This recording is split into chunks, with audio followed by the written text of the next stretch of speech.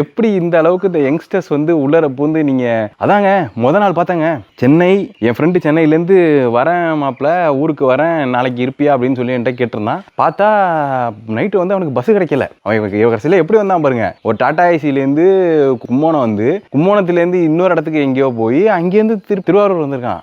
பாருங்க எவ்வளோ பெரிய இதுன்னு, எவ்வளோ பேர் ஓட்டு போடுறதுக்காக வந்திருக்காங்க ஊருக்குன்னு. முதல் வாக்காளர்கள் நிறைய பேர் இந்த வாட்டி. அதேமாரி போல் ஆனது 84% கிராஸ் ஆகி போலாயிருக்கு. ஒரு மிகப்பெரிய மாற்றம் நம்ம அரசியல் வரலாற்றில். போன வருஷத்தெல்லாம் பார்த்தீங்க அப்படின்னா ரொம்ப கம்மியாக 2021லலாம். இந்த வாட்டி மாசாக இருக்குது. பார்ப்போம், ரிசல்ட்டை பார்ப்போம் எப்படி இருக்குது அப்படின்னு சொல்லிட்டு. ஓட்டு போட்டிங்களா அப்படிங்கிறத நம்ம வீடியோ கீழே சொல்லுங்கள். நேற்றுக்கு நானும் இப்படி வேறெல்லாம் பிடிச்சி போட்டிருந்தேன். அப்போ வந்து இந்த ஃபோட்டோ வேறு மாதிரி இருக்கும். நேற்றுக்கு நைட்டு தான் முடிவெட்டினேன். ஓகே ஏம்மா, இது குடிக்கிறதுனா லேட் ஆகிருமா, இது இருக்கட்டும், நான் போய் தேங்காய் எடுத்துட்டோம். பாதி இது குடிச்சிட்டேன், பாதி இது ஆறட்டும். இது ஒரு தேங்காய்.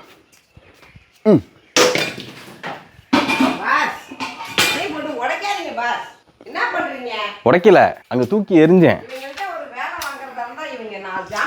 இது எப்படி தெரியுமா, இப்போ தூக்கணும்னு வச்சுங்க, நான் அமரேந்திர பாகுபலியாக மாறணும். ஏதாவது மாறு, தூக்கிட்டு போ. வேலை செஞ்சவங்கள்ட்ட ஒழுங்கா வேலை வாங்காதுக்கு தண்டனை நீ தான் தூக்கிட்டு வரணும். நான் தான் வீட்லயே இல்லையே. இல்லையே, நீங்க தானே இருந்து வேலை வாங்குனீங்க. அப்புறம் நான் எப்படி வேலை வாங்குறது? இந்த உலகத்துல பாகுபலியா இருந்தாலும் பிரச்சனை, பல்வாள் தேவனா இருந்தாலும் பிரச்சனை, கட்டப்பாவா இருந்தால் தான் எந்த பிரச்சனையும் இல்லை.